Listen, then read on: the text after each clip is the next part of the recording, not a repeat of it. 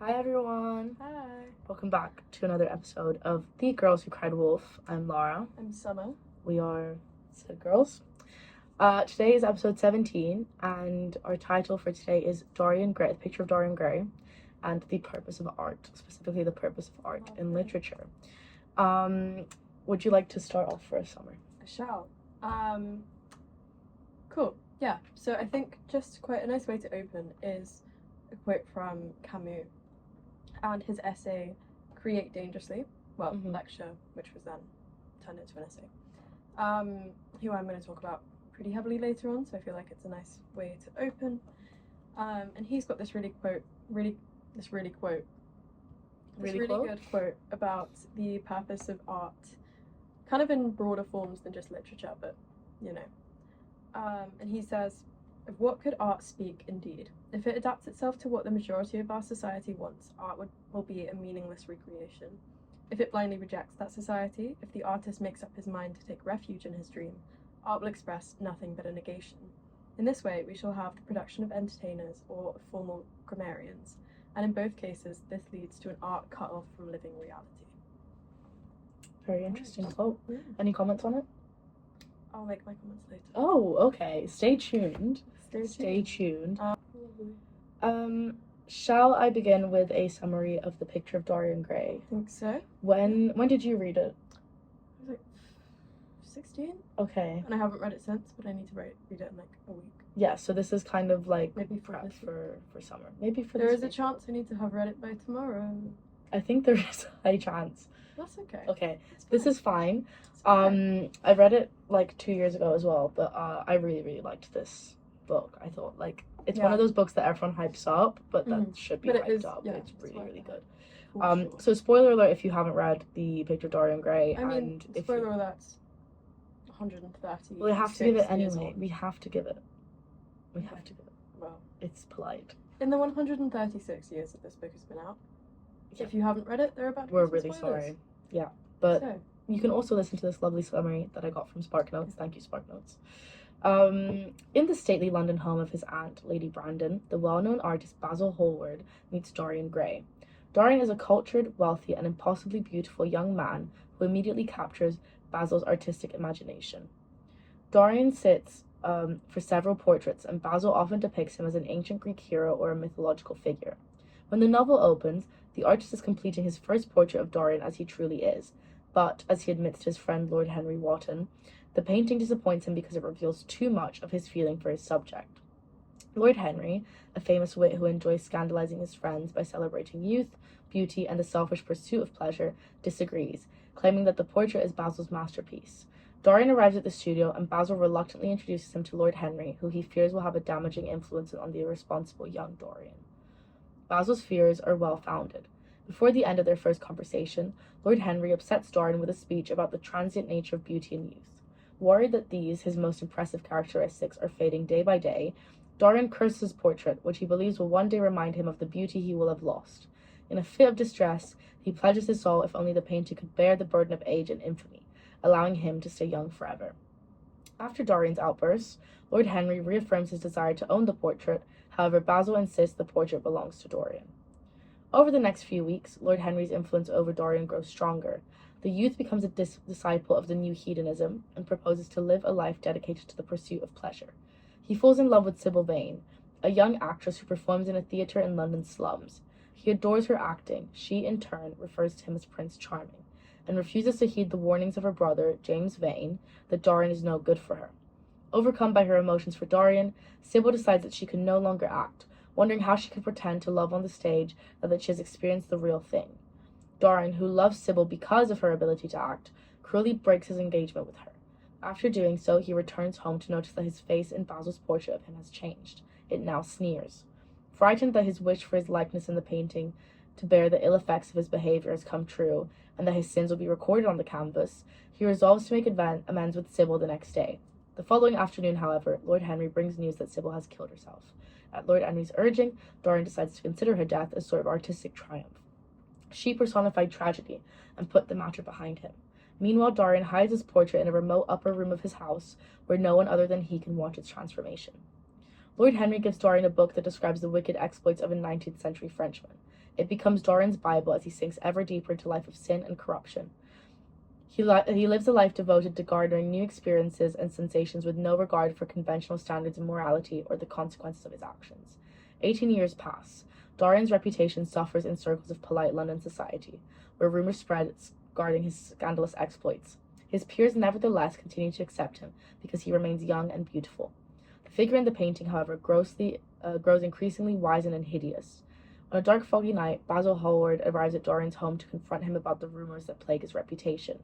The two argue, and Dorian eventually offers Basil a look at Dorian's soul. He shows Basil the now hideous portrait, and Hallward, horrified, begs him to repent. Dorian claims it is too late for penance and kills Basil in a fit of rage. In order to dispose of his body, Dorian employs the help of an estranged friend, a doctor whom he blackmails. The night after the murder, Dorian makes his way to an opium den, where he encounters James Vane, who attempts to avenge Sybil's death. Dorian escapes to his country estate. While entertaining guests, he notices James Vane peering in through a window, and he becomes racked by fear and guilt. When a hunting party accidentally shoots and kills Vane, Dorian feels safe again. He resolves to amend his life, but cannot muster the courage to confess his crimes, and the painting now reveals his supposed desire to repent for what it is: hypocrisy. In a fury, Dorian picks up the knife used to stab Basil Hallward and attempts to destroy the painting. There is a crash, and his servants enter to find the portrait unharmed, showing Dorian Gray as a beautiful young man. On the floor lies the body of their master, an old man, horribly wrinkled and disfigured, with a knife plunged into his heart. That was quite a long summary, sorry. Very long. Yeah, but I just Vibes. thought that it was... Fun, I think it's just it's such a beautiful book. It's just a lot of reading for you. Well, it's a lot of listening for Yeah. the listeners, but again, Yeah. I guess they listen to us anyways. Yeah. But Yeah. no. Great, I love the ending. The ending Yeah. is so good. Yeah. I remember reading it and thinking like, like I was kind of shocked. Yeah. I was kind of like, Mm. yeah. I was like, this is, woo, mind Good blown. film. There is a film from 2009. Oh, interesting. I haven't watched it. It doesn't look great. But yeah, let's move on Okay. to the themes. Would you like to start with Yes. that? And we take one Cool. each. So the first theme we're going to discuss is the purpose of art, and that's kind of the overarching theme of the rest of the episode. We're just going to do a little segment on it now. So we could say that Wilde explores the idea that art exists for its own sake rather than to teach moral lessons. Through Basil's portrait of Dorian, the novel questions whether art should be simply beautiful or whether it more inevitably reflects morality and truth. The painting becomes more than art, it reveals Dorian's hidden corruption, suggesting that art may expose deeper realities even if its purpose is beauty. And to this end, he says in his preface, all art is quite useless. The next theme is that of youth and beauty. The novel shows how society idolizes youth and physical beauty. Dorian becomes obsessed with remaining young and beautiful forever, believing these qualities are the most valuable things in life. His wish is granted when the portrait ages instead of him, allowing Wilde to explore how the pursuit of eternal youth leads to vanity, selfishness, and moral decay. And the quote for that is, "The only way to get rid of a temptation is to yield to it." Vibes. And then if we want to look to the superficiality of society, Wilde criticizes Victorian society for valuing appearance, status, and reputation over true morality.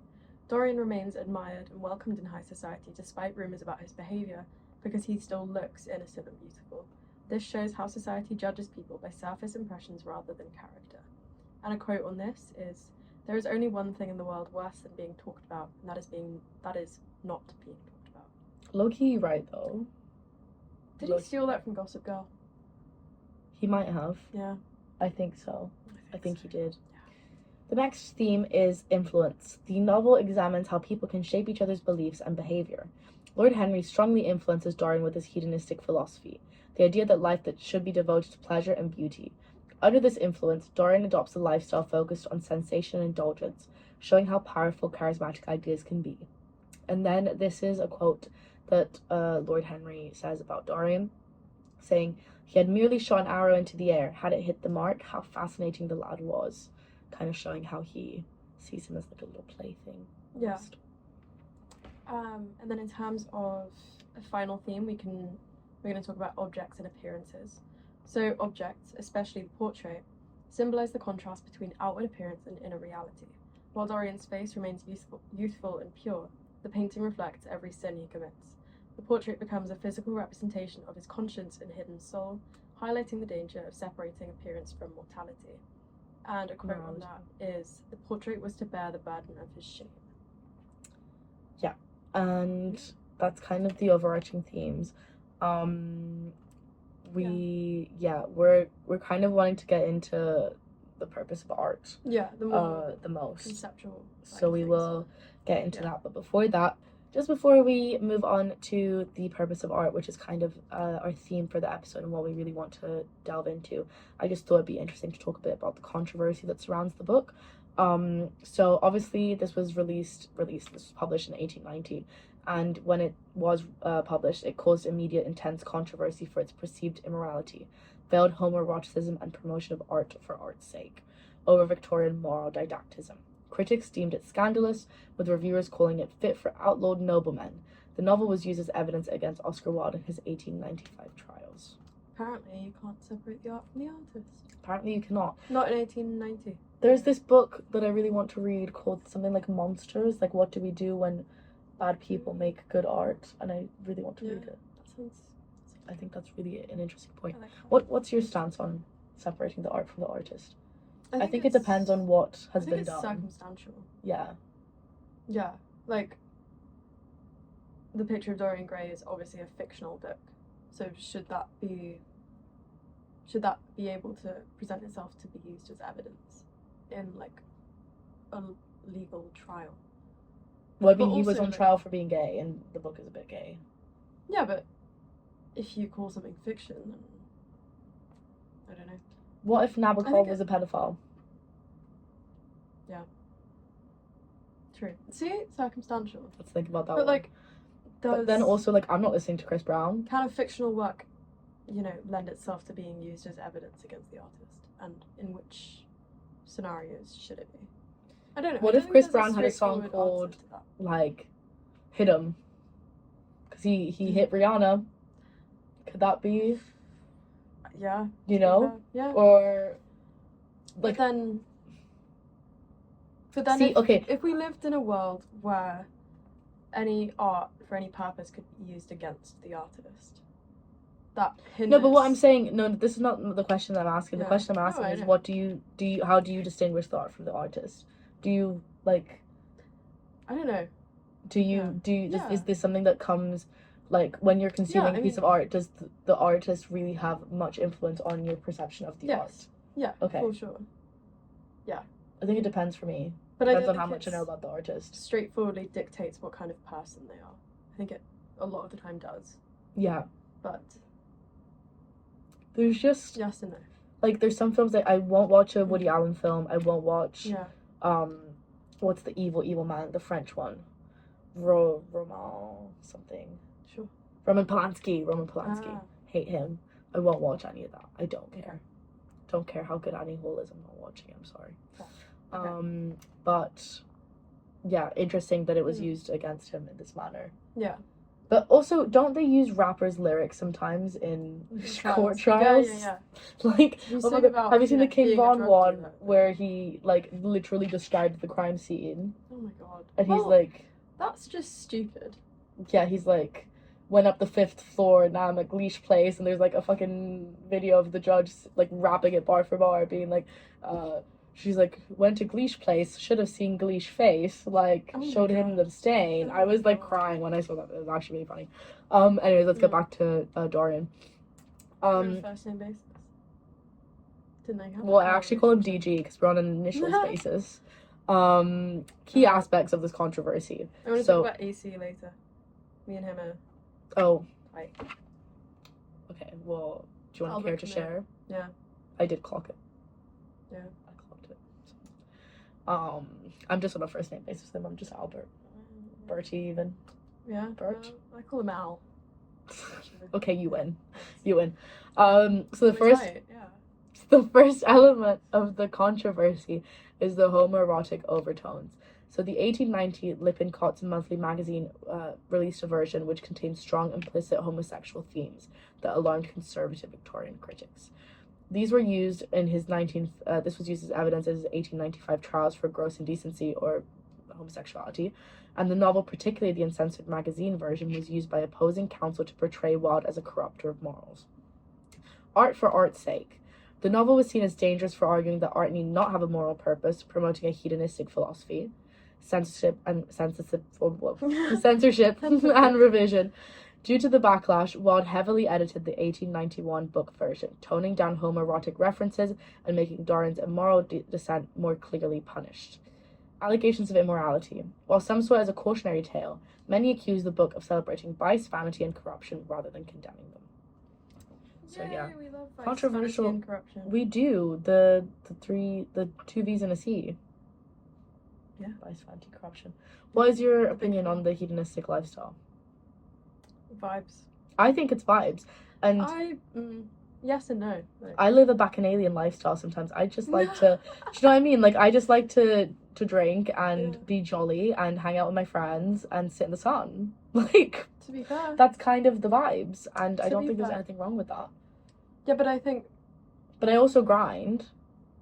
well, then that's where the balance comes in. You don't have a hedonistic lifestyle if you... Okay, if somebody, You don't dedicate your entire life to the pursuit of pleasure.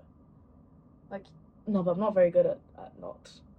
You know, like, Yeah. I like, genuinely, like, anytime, like, I will buy myself a matcha every time I Yeah. leave the house because I deserve it.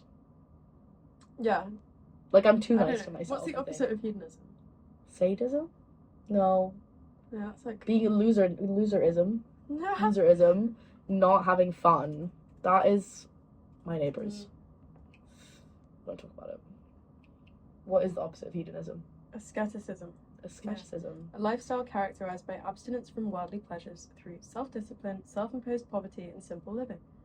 Often for the Interesting. purpose of pursuing spiritual goals. Interesting. I would say I'm lean more that way. Well, Do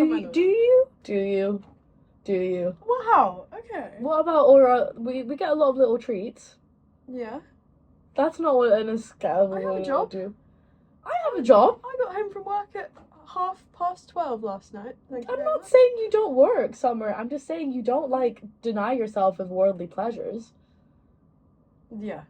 And Like- that is why I now have no money. Well, me too, but Yeah. that's okay. Like, that's money comes back. Being this sexy and young does not come back. This is the point of Dorian Gray. He's saying live it up while you're young, Yeah. because you're not going to be young forever. Yeah. Like, Excuse so one should live it up when they're... Do you know what? Last Friday was the youngest Friday you'll ever have again. Like, you will never be as young as you are this Friday. So you have to go out. So, you know what? You'll never Can't be do it. as You're gonna- young as you are tomorrow, and you're not going to go to sports night.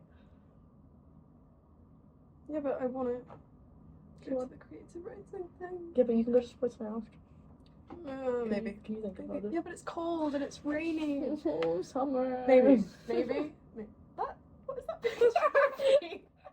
That picture just popped up of Summer on my computer, and Summer has a stress tiara which is very chic. That is a horrendous photo. Yeah, What? but you look so chic. Look at your tiara. Can we post it on Instagram story Absolutely after? not. Absolutely not. send us a message on Instagram, and I will DM you the picture if you want to see it. No.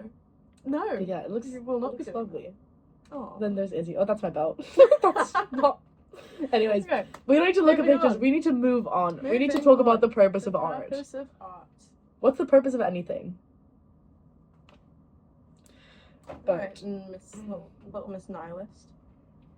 I If I was just- a Mr. Men character, I'd be a little Miss Nihilist.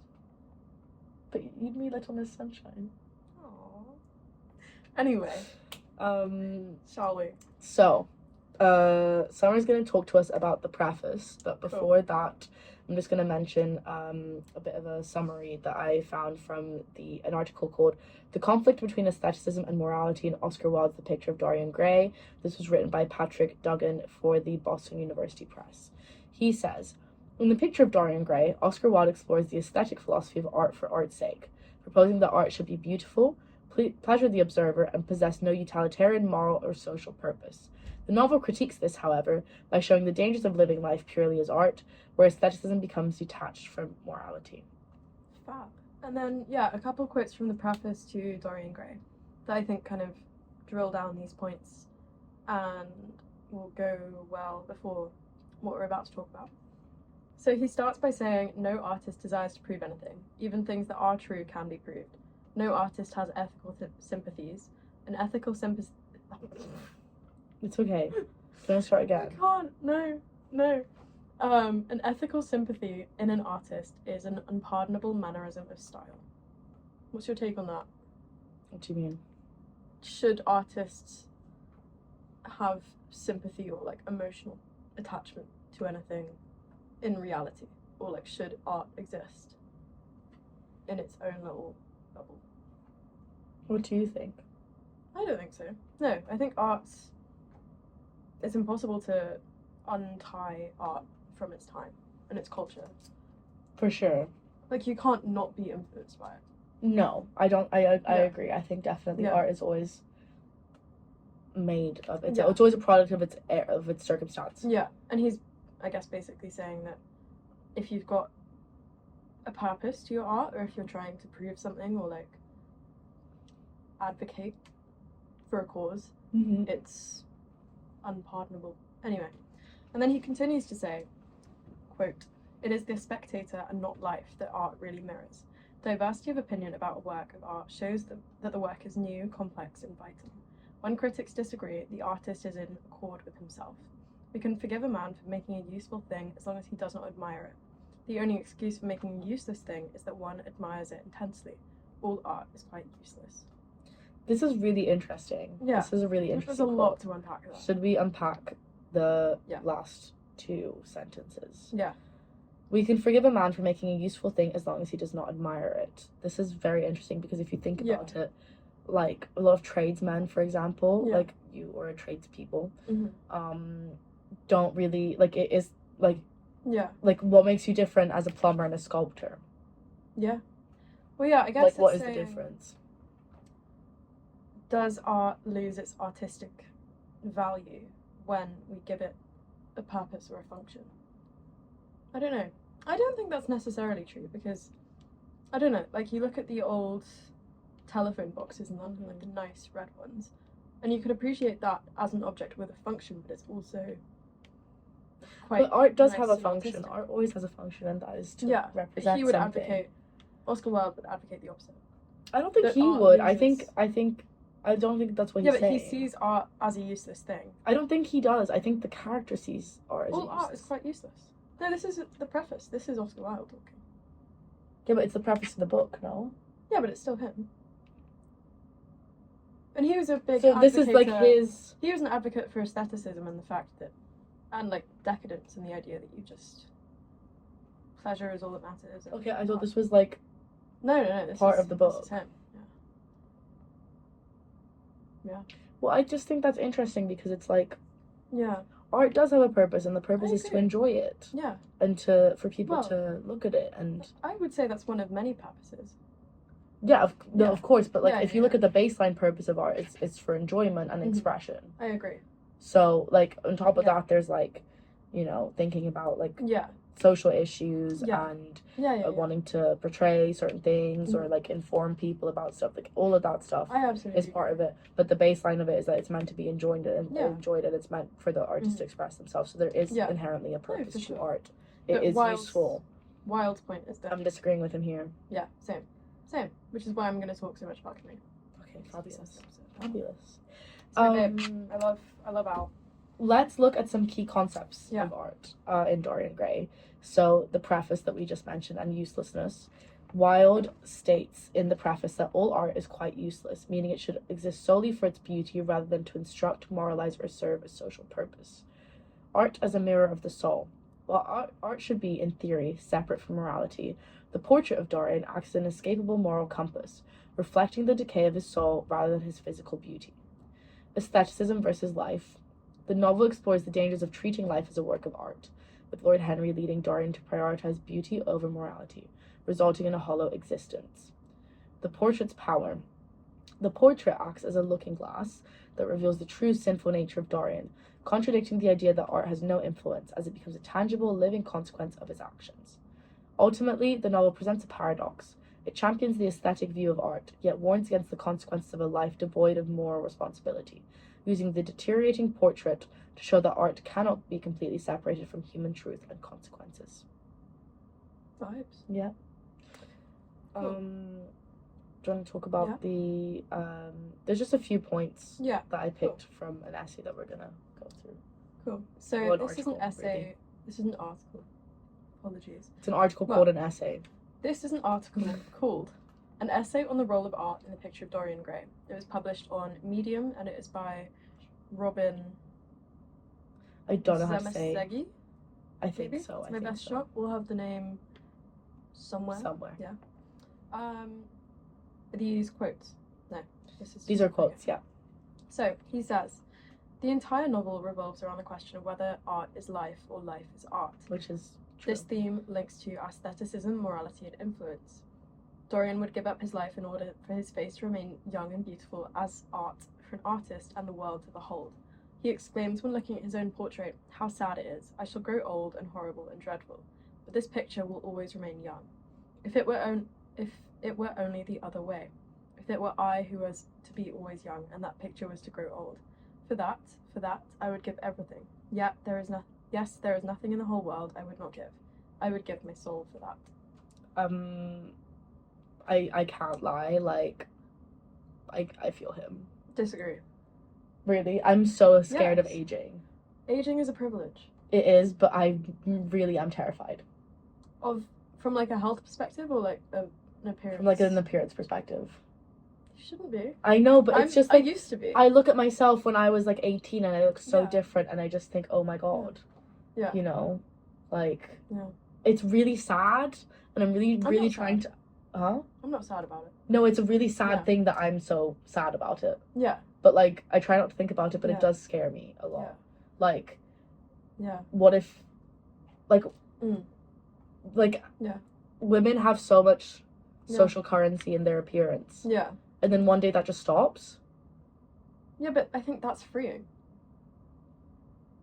But There's this speech, there's this monologue in Fleabag, which I'm bringing to the table, about, and it starts and it's like, women are born with pain built in. yeah. And it's like, I'm gonna paraphrase, but it's like sore boobs, childbirth, periods, etc., etc. Men create methods of pain to feel something, like war, sports, etc. Mhm. And that she's like this middle-aged woman. She's talking about menopause and how that's the first time a woman reaches true freedom because suddenly her body is her own and it's not got any purpose. Like she, as a child, you're gonna grow up, and then as a woman, your bodily role is to bear children. Mhm. Like most simply put. And then once you reach menopause, that's gone. Like what purpose are you left with? None. And that in a way might be quite freeing. That's really scary. I don't know. I was a sad teenager. So now I'm like, woo, 20. Still here. Great time. Yeah. No, I like myself more now than I did when I was Yeah. a teenager. I just for some reason look back at myself and I'm Mm. like, I will Yeah, never yeah. look like that ever again. And it's like, well, I do look at you, pictures first of of all, I like, look the same. I look at pictures of like my 16-year-old body and I'm like, whoa. And that girl thought she was like not skinny enough. Yeah, And that makes me sad. yeah. But that makes me sad for my past self, not my current self. Yeah, no, agreed. Yeah. Agreed. Anyway. But yeah, sorry, I'm Yeah. so indoctrinated. Like, I really do Yeah. worry about, like, my physical appearance deteriorating. And I completely, Yeah. that's what I think I found so interesting about Mm. Dorian Gray, because it's like, I have so much more to myself Yeah. than my physical appearance. But, like, what would I Yeah. do to maintain also- that? I just, Like, let your body grow up with you. Like, don't try and be. I saw a TikTok. Yeah, which I'm ashamed to say. But it was good, and it was like, don't try to fit the life of a woman into the body of a girl. yeah, Like, let yourself grow. yeah, this is true. How are you going to grow mentally if you aren't growing physically? This is true. I just, yeah, I'm afraid, like, I get it. Yeah. but yeah. I sound very vain right now. I'm very sorry. Oh my god! Oh my god! Oh my god, I'm Camus, you're Oscar Wilde. No, why is she called Sybil Vane? Because she's Yes. vain. Yeah, huh? What? Okay. I'm blown Oh my right God. now. Sorry. Continue. Okay, so, yeah, we just read that quote, and then Dorian rejects Sybil when she becomes real to him. He didn't fall in love with her, but with the fantasy she provided in art through her ability to become different characters and people. This is a continuation of the essay, by the way. Sybil, on the other hand, starts to act badly when she realizes how fake her art is. Once she's able to sense reality and live in it, she loses interest in art. This shows how she believes the opposite of what Dorian and Henry believe, which is life is a support system for art. So when Basil says he doesn't want to display his art for all to see because he has put too much of himself into it, we know he sees life to be more important than art. He regrets creating the painting later in the novel when he discovers what it has become. From the theme of this book, it can be understood that choosing art over life is an aesthetic choice. When art becomes the focus point in life, it leads to aesthetic values over moral ones. The Faust legend is reflected in the novel The Picture of the Dorian Gray. The Dorian Gray. Because of the similarities between Faust and Dorian throughout the novel. Both Faust and Dorian sell their souls. Faust sells his soul to the devil in exchange for power and knowledge, and Dorian trades his soul in exchange for eternal youth and beauty. The Faust legend is a classic German tale of a brilliant but dissatisfied scholar, based on the historical figure Johann. Yeah. My dad's name. Sorry, George Faust, who, this was like circa 1480 to 1540. He makes a pact with the devil, often represented by Mephistopheles. Yeah. Who's Trading his also soul. in Cats. Mr. Mephistopheles. Enough with cats. If that comes up one more time. Sorry. I'm kidding. Would you like to expand? No. That's all. That's It's just a what I character. thought. Oh, wait. What about my cat's love? Wait, you finish Okay. the sentence and I'll talk about my love of cats. He makes a pact with the devil, trading his soul for unlimited knowledge, magic powers, and worldly pleasures. Would you like to talk about Mephistopheles? Yeah. I would also like to mention this is very commonly seen in literature in Dr. Faustus by Christopher Marlowe. That's kind of where like the Faust legend is the most popular. Mr. Mephistopheles is a character from Cats, and Cats is one of my favorite musicals of all time because Cats is Which one is he in the film?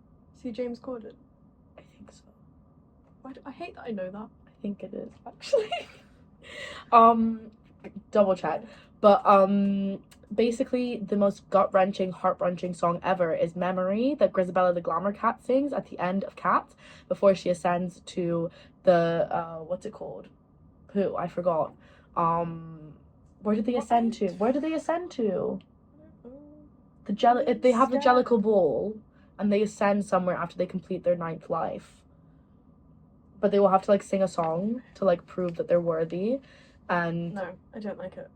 then I'm not a cat person. I have no interest in having a cat. I love cats. I love cats. the breed of cats. I love the She loves the musical musical cat cats. And because that it's so is what silly. separates us as And people. T.S. Eliot wrote it actually. And T.S. Eliot Yeah, is but- one of my favorite poets. I choose to ignore that. How did the man that wrote The Wasteland write cats? Because this is called duality of man. No. Duality of man. No. I'm also a dual person. I can enjoy, Dorian Gray, but I can also enjoy Cats. No. But you don't get Anyway. musicals the way I get musicals, I feel. I'm not a musical person. You're more like a I'm just Mamma not. Mia kind of musical. Mamma Mia is the only acceptable musical. See, like Book of Mormon is It's a my good thing. thing this podcast gets like 10 listens because I would be absolutely slated for saying that. For saying what? It's the only good musical. Mamma Mia is the only good musical. Wicked, Book of No. Mormon. Oof. What else have I watched? I've watched a lot of musicals. Glee, all of Glee. Well, that's more like show tunes, but we're gonna count it. What else? I watched so many musicals. I watched the don't have the musical that patience was the for it. Gwyneth Paltrow ski accident trial musical, and it was amazing. I don't have the patience for musicals. I'm sorry. What if I started singing Get the on song with from it. Cats No. right now? Nuh-uh. Okay. Well, Memory. Go No, for it. I'm good. Let's Shall continue. we? Yeah. Oh, is it my go? Yeah. Okay. Do you want it to be your go? Do you like to sing I'll cats in talk. the background while I talk? Memory. Oh, have you never heard that song? Nope. Oh my god, it's No, so actually, I did see it in the cinema, and Jennifer Hudson was fabulous. She carried the entire film. She's the reason I gave it one star. I went with my little sister because she was in like a Taylor Swift era. She must have been like 6 or something. And then she fell asleep under her seat in the cinema during the Taylor Swift segment, and then woke up and was like, "Where's Taylor Swift?" Bless her. No, it's okay. Just a bit of a recap from lit charts on the novel and some points that they make about this theme, the purpose of art. So the novel opens with a theory of the purpose of art, which Wilde reasons out until he reaches that all art is quite useless. We've said that phrase so many times. We have, but it's really But central. That is the core of his point. Whether or not this is some kind of warning from the narrator, we as readers don't know, but what follows certainly seems to illustrate his point. The danger of seeing life only through the lens of art is one that must stay at a distance or risk ruining the illusion, just like a mirage. This is Dorian's trouble and Basil's trouble, and through these examples, we learn that the closer one comes to art, the closer one comes to some kind of death or destruction. Didn't know that was this is so intense, you know? Yeah. Do you think, well, if we think about it, memory destroys me because it's so beautiful. So, yeah. Kind of, yeah. The memory destroys you because you're sick of hearing about it. Fair enough.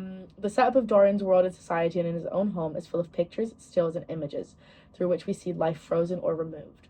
Whether portraits, tapestries, or scenes, these images build up and up and up in the novel. That there was not an extra up, I just added that, sorry.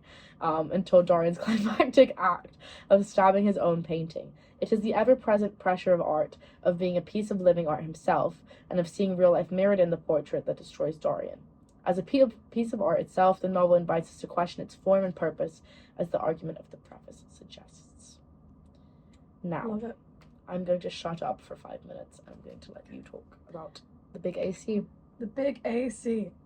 Whoa. That was fun. My voice went weird. Big AC, Albert Camus.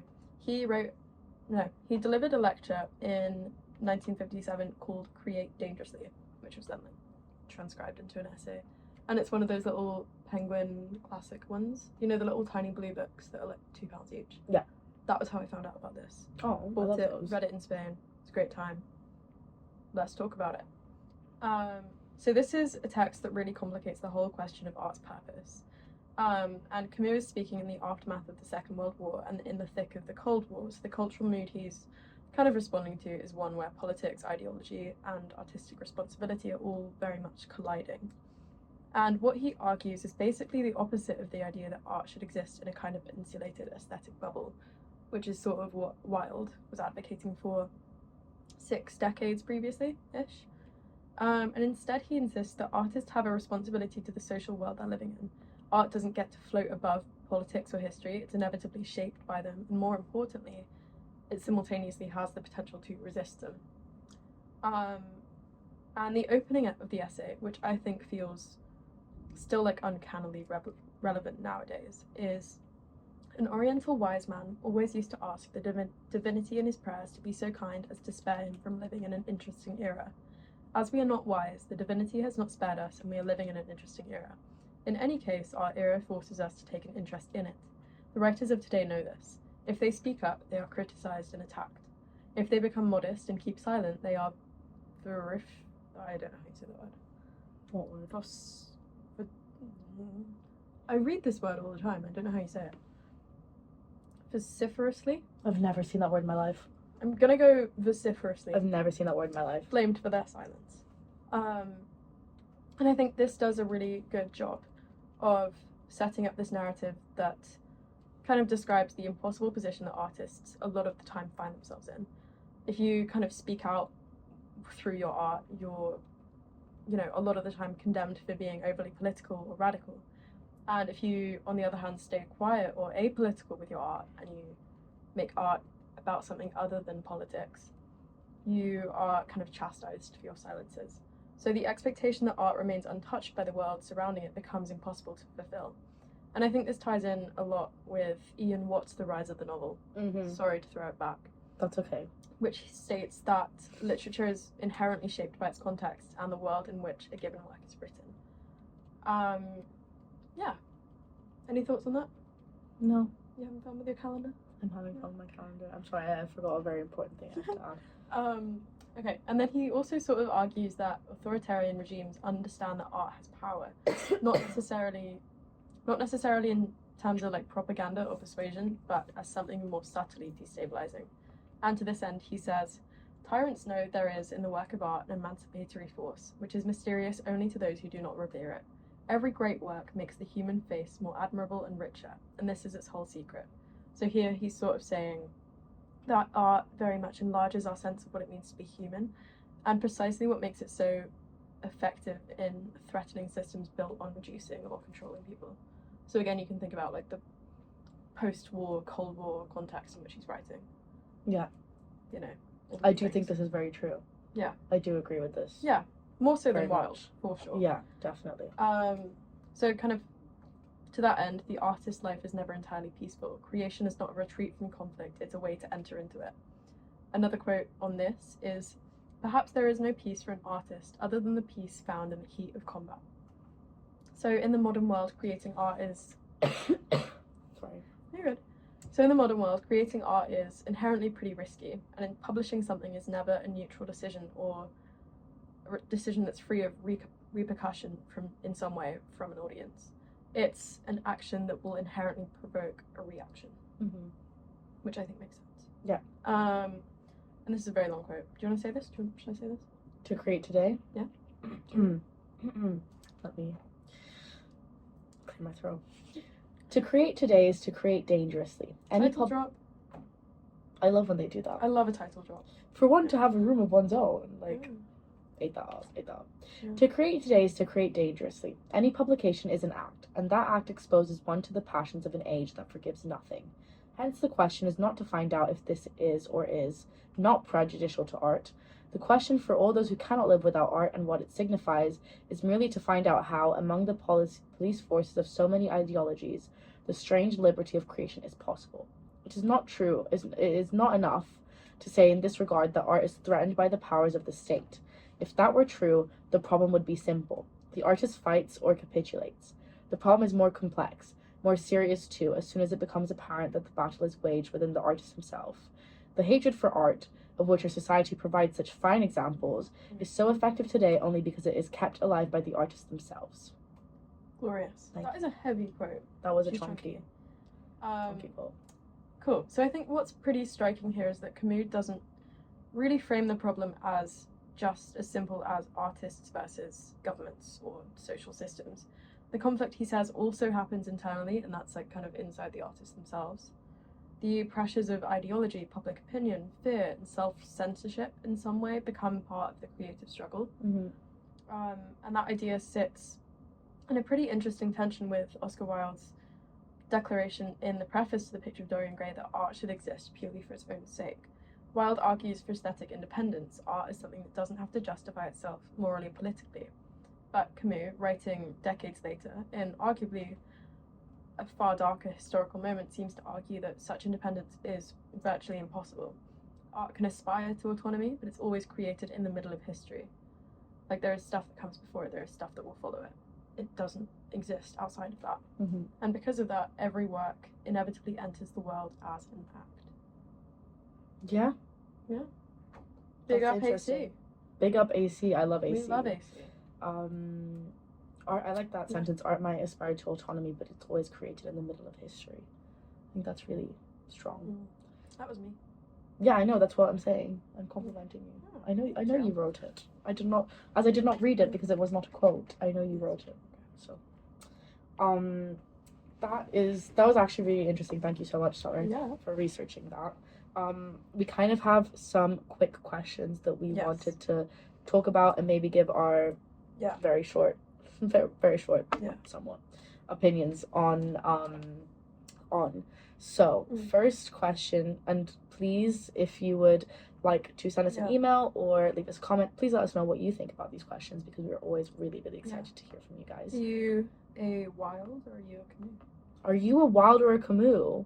This is a question. We must poll this on the Instagram. Yeah. Let me write this down. We must poll this on the Instagram. Wilde versus Camus. It's like another distinction in life. They aren't necessarily two writers that I would have thought to pit against each other. But Me I feel either, like it's but made I for a like really that interesting it has. Yeah, I think it has. Anyway. First question. What is the main purpose of art and literature? Is it to entertain, educate, or challenge society? I don't know. I think all three. Okay. But I would say more... No, I think all three. I think every piece of art, every piece of literature has to do all three to some extent. Yeah. otherwise it maybe, I don't know. I think designating the value of art is such a difficult and impossible thing to do. I think the main purpose of art is to enjoy. Yeah. Yeah. Not to, which I guess is entertain, educate, or challenge. But I just think enjoyment is the primal thing of art, because even if there is something that's not visually pleasing, you're still enjoying the process of viewing it. I would maybe not necessarily say enjoy or entertain. I would maybe more go to provoke, to like elicit some kind of emotion, whether it's a good or a bad thing. Okay, I like this, yeah. I wouldn't necessarily say I need to get entertainment out of art to consider it as having value. If a piece of art makes me sad, but that's still entertainment. I wouldn't consider myself entertained. I would consider myself entertained because it's just something to amuse, like not to amuse me, but something to occupy me as entertainment. In my opinion. Yeah, I guess it. Like I'm watching The Lobster right now by Yorgos Lanthimos. Yeah. And me and my flatmate are trying to watch it, but we've fallen asleep 2 nights in a row watching it. So it's gonna take us a week to finish it. But anyways, it's a really, really tough film to watch. Yeah. But I am enjoying watching it. Yeah. So, you know. Okay, here's an example. Yeah. Someone makes a speech at a funeral and it's very like well written, it's very poetic. Would you say that entertains you?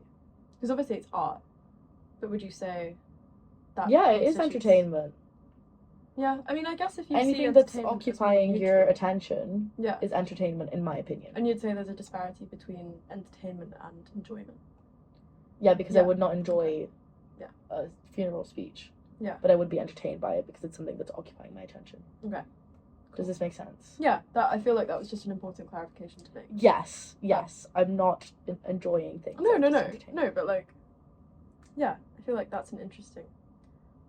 There's more to be said there, for sure. There is more to be said. Anyway, moving on.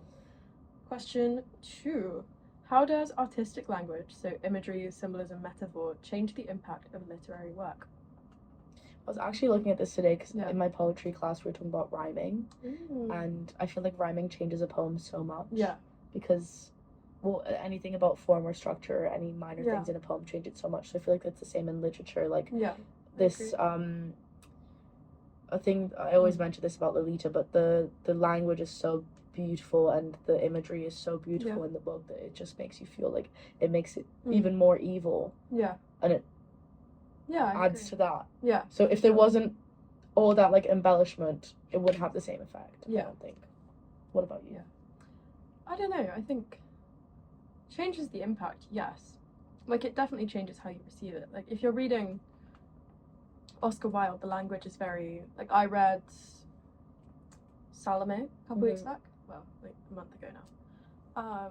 And that was really interesting in terms of language because it was very flourishy and it was quite heavy to get through, but it also, you could feel the decadence of the time that he was writing in between like the words. Yeah. Which I think is really interesting. Whereas if something's a lot blunter in, language, you're going to respond differently to it. Yeah. It's going to feel punchier. And agreed.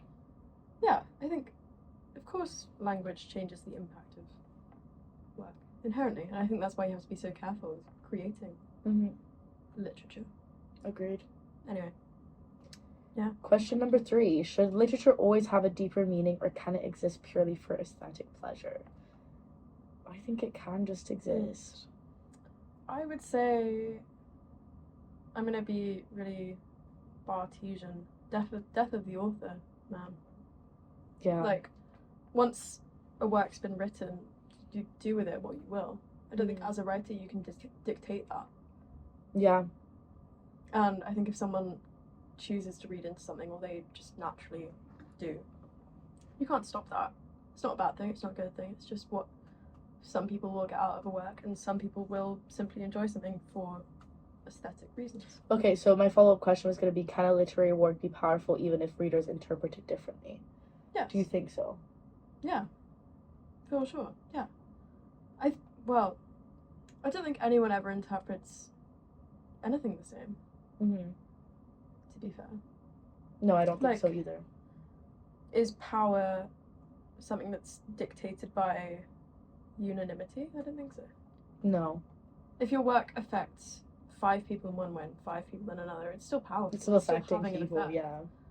It's just not having the same one. Yeah.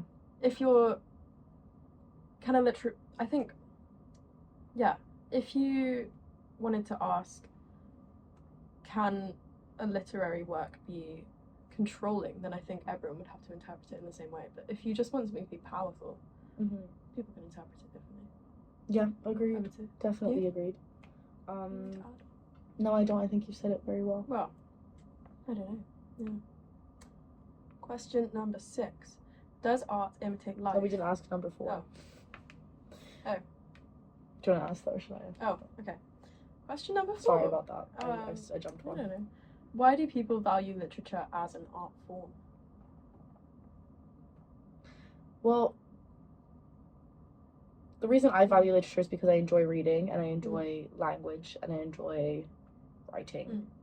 But I also, something I really like about literature is that you can interpret it Yeah. so personally and Yeah. even down to some stupid thing like character descriptions, and you can Yeah. imagine the character how you want in your head. I think is beautiful. And I think it's something that you can't really get in as Mhm. many. I think it also gives it's a lot more deep than some other art forms Yeah. can be. Like, I think there's a lot more depth in the Mm. average novel than there would be Yeah. in the average painting, Yeah. if that makes sense. Because you can find more Yeah. things rather than having a visual work. Obviously, like film, paintings, and stuff, there's so much to interpret. But I'm saying, like, the average Yeah. thing. I like Like, you can kind of find more depth in language than in. Yeah. I sound like Timothy Chalamet right now. Oh my god. Can we talk about that? Can we Yeah, talk about that? That can be our last. Yeah. Or now. Yeah, let's talk about it now. I actually think Okay. that was so rude, and I'm So, sick of him. I'm For sick of Timothy context, Chalamet. are we talking about the same thing? That interview where he's I like, think opera's not important. what is it? He's like, yeah. It's like, I think opera, like, I don't want to work in ballet or, like, opera because those are dying forms and we need to accept that we need He's to like, let why it are die. you trying to keep this alive? And I'm like, Marty Supreme is going to be forgotten about in 2 minutes. I This saw one link's 150 years old. a video of a girl responding to that interview. You know the speech in The Devil Wears Prada that Miranda makes about, like, the Yes. Goddess of Reunion? This girl did a parody of that about ballet and opera, and she was like, you're also, like, blithely unaware of Hollywood culture in the 1930s and blah, blah, blah, blah, blah, blah. You think you're above all this. You think it's not important. What you don't realize is blah, blah, blah, blah. And it was incredible. Agreed. Yeah. Agreed. Yeah. Anyways, last question just to finish up. Mhm. Does art imitate life or life imitate art? Both. I think it's a chicken or an egg two-way- situation. It's a two-way mirror. I'm reading a book at the moment, which is incredible. I just started it yesterday, but I'm like 50 pages in. It's called It Lasts Forever and Then It's Over. I'm trying to get it because I have it in my bag. And it's this. Oh wow, I like the Yeah. blue. I love these Cerulean. editions. And it's by Anne de Marken. And there's a quote in it where she says, what came first, the believer or the religion? And I thought that's That's very amazing. interesting. And I thought about that for ages. That What do is you very think? interesting. What came first? Mm. The believer, the religion, or life or... Well, both. I believe the religion came first, but I'm But how can you have very religious. how can you start a religion without anyone that believes in it? Well, I believe the gods came first and then you have Mhm. the religion that comes after. Yeah, but is the religion not the worshipping of those gods? Like the gods, Yeah, but you can't have a religion without gods. So you need to but start you with can't have a religion without beliefs. Yeah, but God made humanity and then humanity Yeah. started believing in God, is what I think. Yeah. But again, I am No, but I would very religious. no, yeah, but I would see the religion as the collective group of people that choose to worship something. So how do you form that group without a believer? But then how do you form I think the a believer religion without starts at something to believe creation. in? Because that's the Yeah. basis of all religion is creation, is it not? Yeah, but I would say that's the history of a religion. But like religion as a community. But it can't start without creation. Okay. Because all religion is a way to understand how the earth was created. True. So all religions start with the creation of the earth and creation of humanity. Okay. So if, like, I do believe in science. I do have- think I do believe in I know evolution. that. But We also do have differing religious takes. I'm atheist. we do have different religious takes. But Yeah. I do think that it starts with creation, and when Mm. creation happened, that's when religion begins, because religion is, to me, not just... Yeah, but would you say creation came before humans? Yes. Because I would say religion is a human manifestation of a belief. in Agreed. A higher being. Agreed. But it's also... So how can you have a religion without the humans there to believe in it? But religion is also just, like, faith and belief, and that's things Okay. that aren't tangible. If there were no humans on the earth, would you say that religion would still be a thing? Well, no. Unless No. animals were conscious enough to be religious. Yeah, exactly. But then creation came before humans, in your mind. To your... No, but I think that Yeah. that's when it starts. Yeah. But I think it would have gone nowhere if there were no humans to interpret it. Like, religion for me begins at Okay. creation, Okay. and then it becomes a religion once there are humans to interpret it. So, what comes first, the human or the religion? I think the religion comes first. Yeah, but you just said the religion is... It Yeah. begins there, and then it Yeah. becomes a fully fleshed religion Okay. once humanity is able to So you need the believer before you have... Okay. You need the We're belief. going in circles. You need the belief before... There needs to be a belief to get to a believer. Right. There needs to be a belief to get to a believer. There cannot be a believer if there is no belief.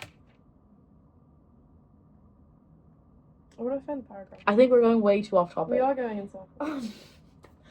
Anyways, we Anyway. are heading up to an hour now, so Yeah. we are gonna stop. Because we will get scrappy in this. No, we won't get scrappy. But this is a very interesting question that maybe we should do an episode on. She's looking for proof. No, because She's looking for some I'm not quotes. looking for proof. She's looking It was for just quotes. a really good paragraph. I'm sure it was a great paragraph. I'm not doubting that. Yeah, it's fine. Sorry, Summer. Do you want to find it for next week? No, but I do want to tell everyone to read this book. Again, read the book. Definitely. Yeah. Do you have any final thoughts? Anything else you'd like to say? Art. Whoop whoop. Whoop whoop art. And Yep. Those are my final important to take art and as it's, art Yeah. is its own thing, but also let's remember that art is created by people, and we need to sometimes think about those people as well. Yes. Cannot distinguish those. That's my 2 cents on it. But also, yeah, it takes on a form of its own, and it does make me sad Yeah. that this work was so controversial when it came out, because I Yeah. think it's so beautiful Yeah. and I agree. so timeless, Mm. and still very relevant to today. I think even more relevant today than it was at the time it was written. Yeah, I would say so. With our vanity culture, Mm. like people like me, who are like, no, I will have a wrinkle. Yeah. But yes, that's all from me. And is it all from you? Yeah, thumbs up, 2 thumbs up. Right. Thank you so much for listening. As always, our Instagram is Girls Who Cried Wolf Pod. If you'd like to send us an email, it's girlswhocriedwolf@gmail.com, and you can find us now on YouTube as well under Girls Who Cried Wolf. Please leave us a comment, a review, message, anything you'd like. Interact with us. Summer's looking at her shoes. I just peeled We- the sticker off my boots. Oh, Look how shiny they are. fun. Oh, the bottom, the sole. Anyways, They're muddy. thank you so much, everybody, for listening. We really appreciate every one of you, and we hope you enjoyed this episode. And we'll see from you. We'll hear from you next week. Vibes. Bye bye. Bye bye.